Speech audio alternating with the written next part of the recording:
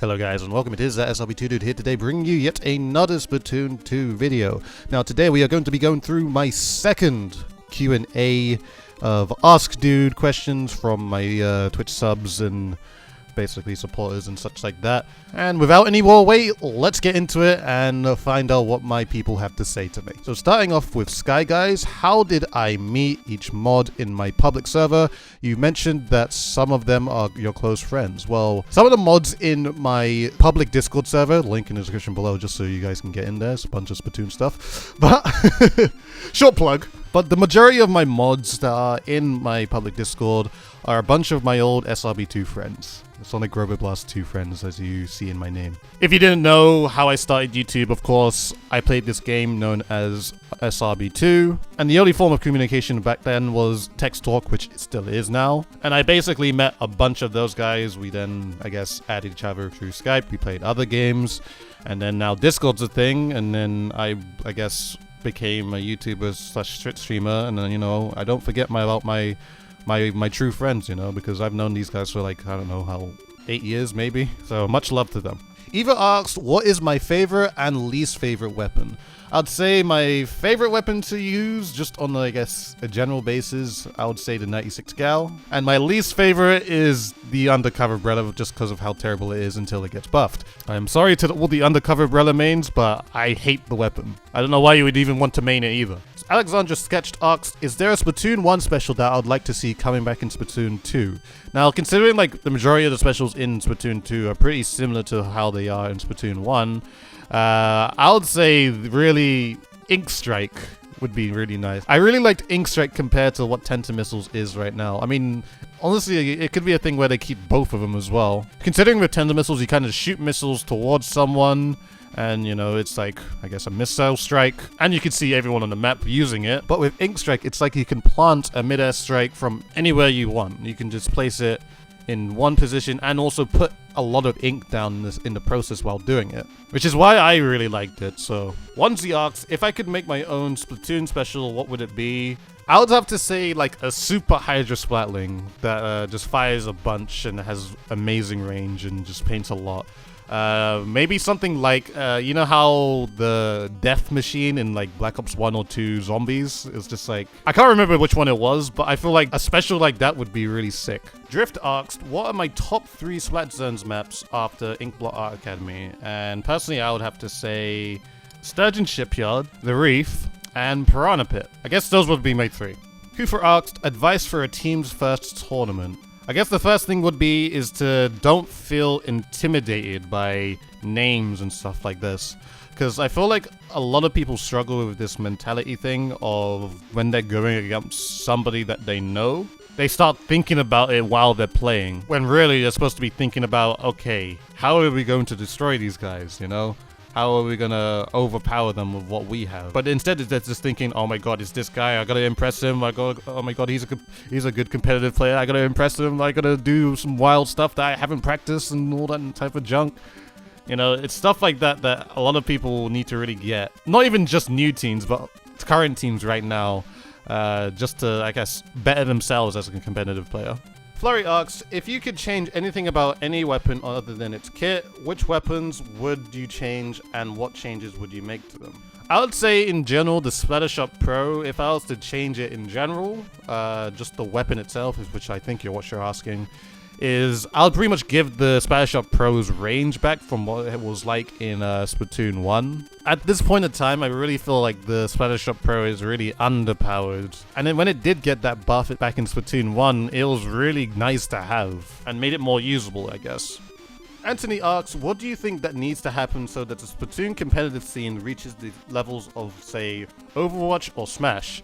First of all, just more people to buy the game, because that's pretty much what's happening now, and then Splatoon 2's sales is actually going up and up and up and up. It's one of like the most popular games in Japan right now, which is amazing to see.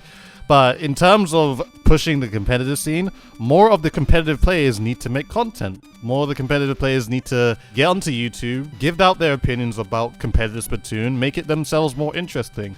The first thing about growing like a scene like this is that you need to make the scene look interesting for new people to think, okay, let's come into its scene, because looking from an outsider's perspective, it looks really fun, so therefore I want to go into the scene. If we have a bunch of competitive players and no one's saying anything or not saying enough through a Google search or YouTube search, then we're gonna struggle in getting new people. So I feel like if more people pushed themselves to do that, then the growth would be wild.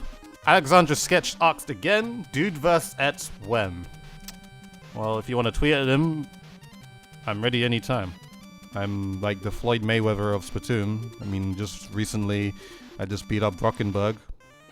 So, I'm ready anytime. Sports Lover asks, have I ever considered moving to the United States? No. And the reason is because I am pretty comfortable in England right now, so I do not want to go to the United States. Although there are a lot of nice places and such like that, I just don't feel like living out there would be, I guess, fit for me. General Storm asks, have I ever thought of joining a smaller tourney with a sub-squad? I personally haven't. Reason being is that I only play on tournaments on Saturdays or Sundays, of course. And if I'm not playing in a tournament on a Saturday and Sunday, I'm scrimming. So there pretty much isn't really any time for it. Resource Puppet asks, will you ever try to main Splat doolies? I know you do Gluga doolies, but the Splat ones give quite an interesting kit. Now, I don't main weapons. If the majority of you guys know that I play somewhat of a flex role, I can do backline, I can do frontline, I can do support, I can play splatling, I can play sloshes, I can play long range shooters, I can play short range shooters, I can play dualies. So I don't main any weapons. Albert Bro asked, are we going to get Team Olive or ThatSrb2DUDE merch anytime soon, like shirts or something alike? I would gladly buy one. This has been something I have been thinking about, but I feel like maybe until we reach a certain, like, I guess, milestone, then I'll actually push it out, because then I feel like I would have the audience that would want to, I guess, take stuff like that, you know? Caliph asked, alright, my question is, what new gear ability would I like to bring into the game? Now, honestly, Bomb Sniffer. It was its ability in Splatoon 1, but was removed in Splatoon 2. But in this game, where Splatoon 2 uses a lot of bombs and how helpful bombs can be, I feel like Bomb Sniffer would be really nice to have back again. So that is pretty much the, I guess, new, in quotation marks, ability I would like to see. Sinceri asked, hey dude, I know that you don't use Stingray too much, but could you provide some tips/training guides on how to get good with it? I can give you a couple tips on how to use Stingray. I guess one in particular is you want to be close enough to your spawn. Unfortunately now, due to the, I guess, recent patch 3.0, it's a thing you can't really stay inside your spawn, but if you can still stay, I guess, close enough to your spawn, and make sure that you use the map as you're waving it left or right, because once you're hitting someone, it's going to come up on your map. So you just check the map quickly, look in the direction of where they're going, you shift the Stingray into their direction, if they're going, and just check it frequently again. If they're shifting in another direction, shift it the other way, and that's pretty much another way of how you can kind of detect where somebody is once you're using Stingray. Sebastian A said, how do you think the Splatoon series as a whole will last? Let's see, I feel like it will just continue to grow. Considering how many people love this game and how many new people are getting into it too, how big it is in Japan as well, it would be pretty stupid if Nintendo doesn't try to attempt to carry on it. Supposedly, if there was a Splatoon 3. I mean, there has to be one now, considering Splatoon 2 has done so well right now. Zarkis asked, if I could change one non-technical aspect, not asking input lag or motion smoothness, of the game, what would it be? Now, I would just say the ability of being able to paint under your feet while not having to shoot the floor all the time. For some reason, I feel like in Splatoon 2, it's a lot harder to, like, I guess, move around, since the majority of the time when you shoot, ink doesn't actually go under your feet. There's been a lot of patches and buffs for a lot of weapons to give them this, but there's still a lot of weapons in the game that don't have this, especially the 96 gal, which honestly I feel struggles with this. So honestly, I just wish every weapon had this ability. Just when you're shooting, you're inking under your feet. Or if it was just a little bit easier to ink under your feet too, because even when you look down and try to shoot, it's not as easy as it was before in Splatoon 1. Homura asked, how do I establish good awareness/game sense? Example, when to rush in, when to know you're in a bad position. And actually, I have a video about this actually coming in a couple days from now. You'll know what it is, but in short, to have good awareness and game sense is to notice, like, I guess, little things, like if somebody's in spawn using a Stingray, if somebody is inking up someplace but you can't exactly see where the inkling is. If you're using a map and you can see ink that's being placed on the map, but you can't see where the inkling is, just know that there's somebody there. General things of just not having your back turned to people. Things like positioning is that you'll always have good positioning if you're getting the most range out of your weapon, I guess, in general. So I feel like if you look into things like that, you have a better chance of improving your awareness and game sense. Milana asks, dude, when are you going to join the Millennials? We have a great sponsorship package. Well, first, I thought I was already on the Millennials. I thought I was the mascot, of course. You know, I don't know. And second, sponsorship package. I didn't think this was part of the deal, but, you know, hit me up in the DMs and we'll figure something out. Banana Man asked, what kind of new stage would I like to have? I mean, maybe like a tennis court or a football pitch, maybe. I mean, I'm not really too good with stages like that, but I feel like their next step would have to do something of either of these, you know? Jugi asks, what is my favorite / most dialed skate trick? Double kickflip. Personally, for me, double kickflip is like my signature move in terms of, I guess, skateboarding, and it's probably one of the ones I feel most comfortable with. Paul asks, Mr. Dude, how do you feel about pizza time? Well, you know me, I like pizza. A lot of pizza, and it has to be thick crust. That is all. Ricefriend asks, what would I do if I was to create an ideal support weapon? First of all, with this weapon, I would make sure that it paints a lot. I would allow it so it can defend itself really well, or basically anchor really well. I'll give it a slow killing time. I'll make it a long range weapon. And I'll give it things like auto bomb and ink armor for its sub and special. So basically like a 5-shot long range weapon with auto bomb and ink armor. Ellery Dollyman asks, what kind of ice cream do I like?